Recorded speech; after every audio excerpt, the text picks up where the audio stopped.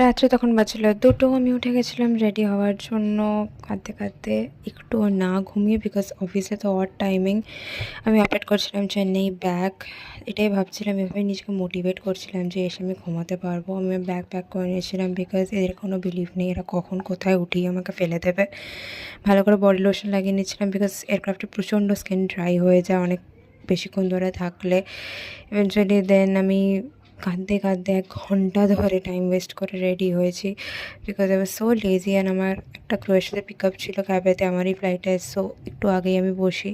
তারপরে ফিক্স মাইন্ডলি আমি রেডি হয়ে নিজেকে মোটিভেট করতে করতে চলে যাই ফ্লাইটেতে, because otherwise I have no option. খালি এটা ভাবছিলাম যে এসে আমি ঘুমাতে পারবো।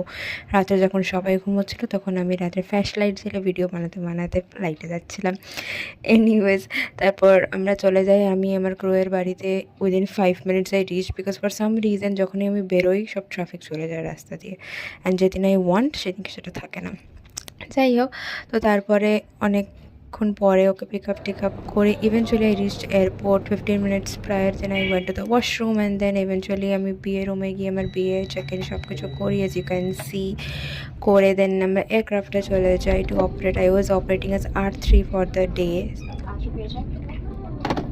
আমি দেন আমার ইকুইপমেন্টস চেক করি অ্যান্ড আমার শুজও চেঞ্জ করে নিই, because I didn't want to change in front of the passenger and passengers coming right after that only. Then আমি ব্রিফ করি, দেন আমি টুক অফ, অ্যান্ড দেন এটা চেন্নাইতে ল্যান্ড করে সিরিয়াল সাইন অন হোক বা অফ হোক, it doesn't matter, as soon we land people just like to get up, so they just got up. And এটা কলকাতায় ল্যান্ড করে I was just waiting, because I was so sleepy. আমি জামসেটাই ঘুমিয়ে পড়বো। দেন ক্যাবেতে eventually আমি যখন বাড়ি ফিরি আমি ঘুমিয়ে পড়ি। I didn't have any idea কি কখন আমার পাশের ক্রুটা ওর বাড়িতে পৌঁছে যায়।